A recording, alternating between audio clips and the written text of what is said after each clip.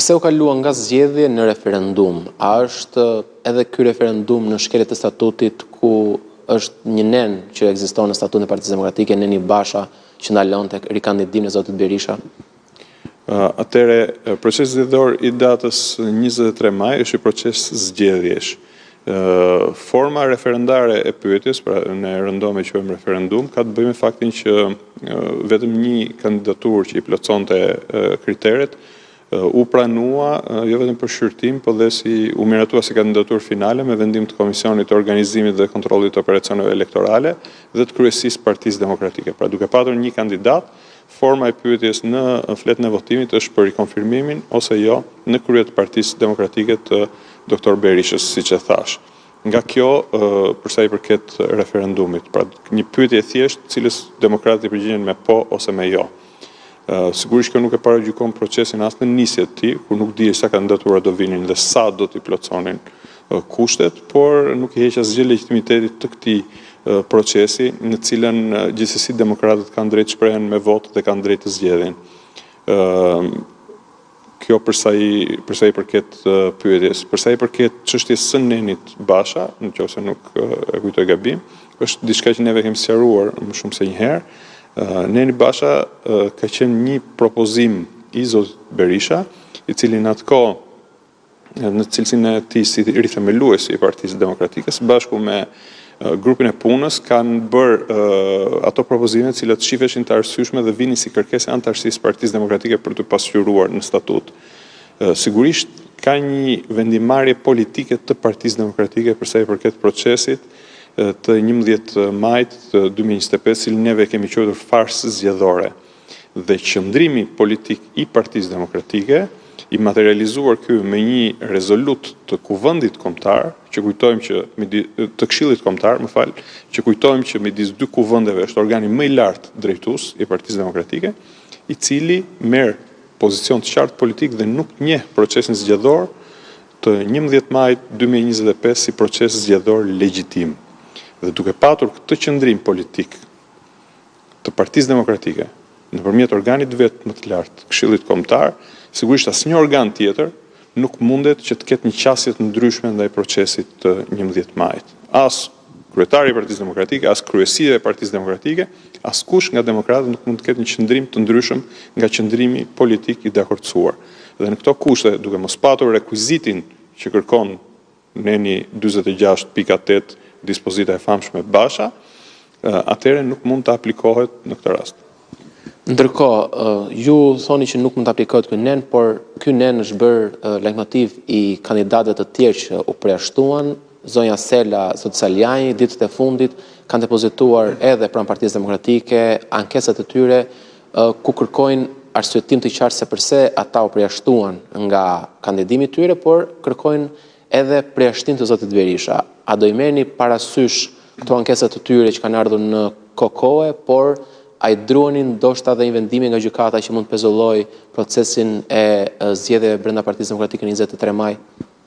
Atëre, përsa i përket kërkesave, ankesave që ju referuat, jam njohur vetëm përmjet medjave, nuk kemi ende asgjë zyrtare të administruar.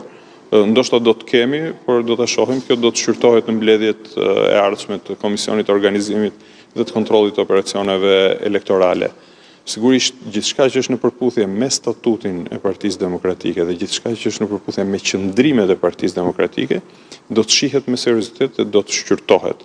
Pastaj pretendimet të tjera të kandidatëve për të qenë kandidat, qoftë në gjykata, qoftë në media, qoftë kudo, janë çështje që nuk i përkasin Partisë Demokratike. Ndërkohë, Partia Demokratike është futur dhe një proces për riformatimin apo ndryshimin e statutit. Ju jeni dhe pjesë e grupit punës për ndryshimin e statutit.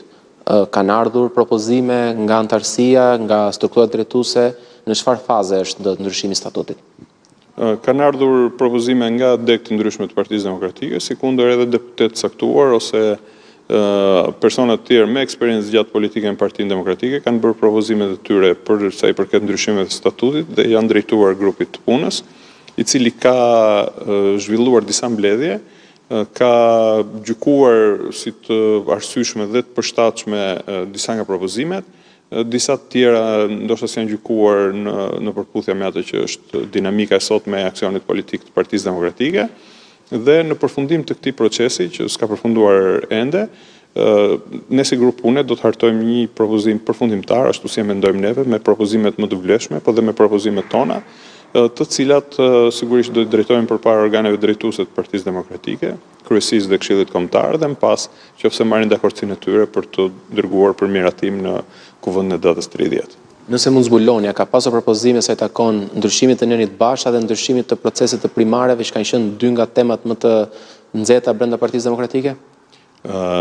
Besoj që këto kanë qenë temat më mediatike, jo temat më të nxehta brenda Partisë Demokratike, si shpeshherë ndodh, jo sensibilitetet mediatike, jo gjithmonë përkthehen ato që janë nevojat edhe prioritetet e një partie politike. Unë besoj që në këtë kontekst ne do të mbledhim ato propozime më të mirat dhe do të bëjmë më të mirën që ne mendojmë për të paraqitur organeve drejtuese, Kryesisë dhe Këshillit Kombëtar me qëllim miratimin e tyre në mënyrë që nëse do të ketë ndryshime në statutin e Partisë Demokratike të miratuar nga kuvendi, ato të vinë për të fuqizuar jo vetëm organizimin e Partisë Demokratike, për ta bërë atë gati dhe për betejat e ardhshme, qofshin këto betejat zgjedhore që na presin për fare pak muaj, qoftë për betejën e madhe politike deri në sigurimin e rotacionit cilin kjo parti e ka mision. Shumë faleminderit për kohën. Faleminderit juve. 4 ditë para mbajtjes së këtij referendumi që rikonfirmon Sali Berisha në krye të Partisë Demokratike, ish deputeti Ervin Saliani, që aspironte të ishte në garë, ka ankimuar përjashtimin e tij. Në dokumentin e siguruar nga 2 CNN, Saliani është drejtuar kryesisë së partisë dhe Komisionit të Apelimit dhe kërkon pavlefshmërinë e vendimit të KOKOE që e la jashtë gare me motivacionin se i kishte përfunduar antarësia. Saliani sqaron se ndonse përfaqësuesit e tij nuk u lejuan që të dorëzojnë dokumentet e aplikimit në seli, ato u dërguan përmes postës elektronike, por nuk ka pasur asnjë vendimarrje për kërkesën e tij.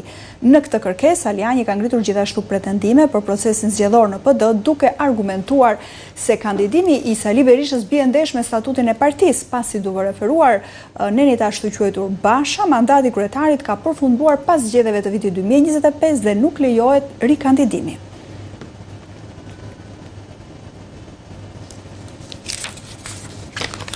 Sali Berisha rikonfirmoi se protestat e Partisë Demokratike do të rinisin pasi të përfundojnë proceset zgjedhore brenda partisë sipas tij gjatë verës, opozita në shesh duke thënë se për askënd nuk do të ketë pushime. Pas përfundimit të proceseve në parti, vazhdoj serin e kryerritjeve tona paqësore, gjerë largimin e narkoshtetit Edi Rams nga qeveria. Opozita ka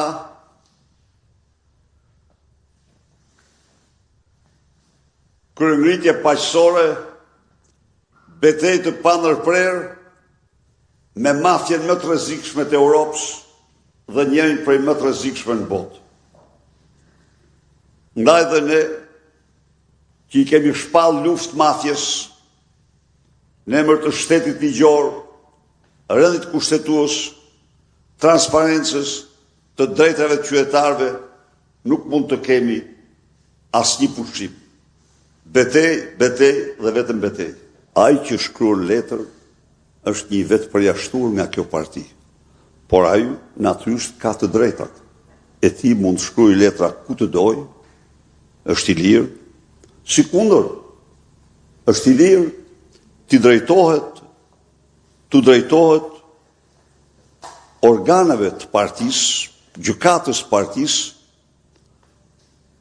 ku të shpreh ankesën, megjithse ai u vetë përjashtua. Zgjodhi vetë përjashtimin.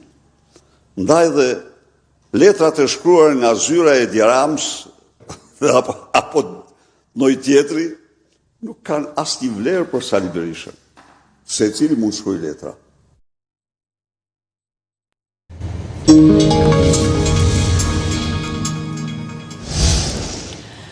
Në vitin 2025 janë identifikuar 7 skema të dyshuara për pastrim parash, kryesisht përmes pasurive të paluajtshme, veprave të artit dhe bizneseve offshore.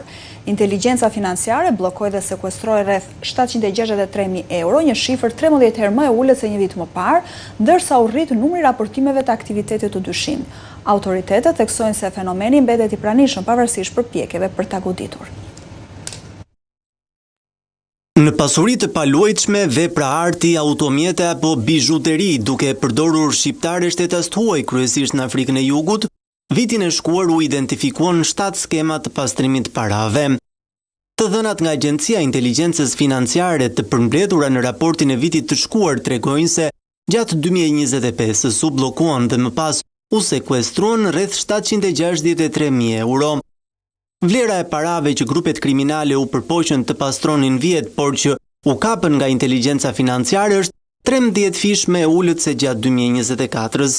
Pra, është një fushë që ne e shikojmë në mënyrë indirekte të tërthor që pavarësisht që Shqipëria doli nga lista gri, ne vazhdojmë të jemi një jurisdiksion me risk potencial për pastrimin e parave. Ndër skemat që inteligjenca financiare ka zbuluar është një 18 vjeçare e cila bleu një vil 1.5 milion euro në Bregdet, financuar nga e motra 40 vjeçare që jetonte në Afrikën e Jugut dhe fitonte miliona nga lojrat online. Kjo e fundit bleu edhe vet një vil 1.7 milion euro dhe investoi 700.000 euro në vepra arti, ndërsa fondet i justifikonte me bashkëshortin.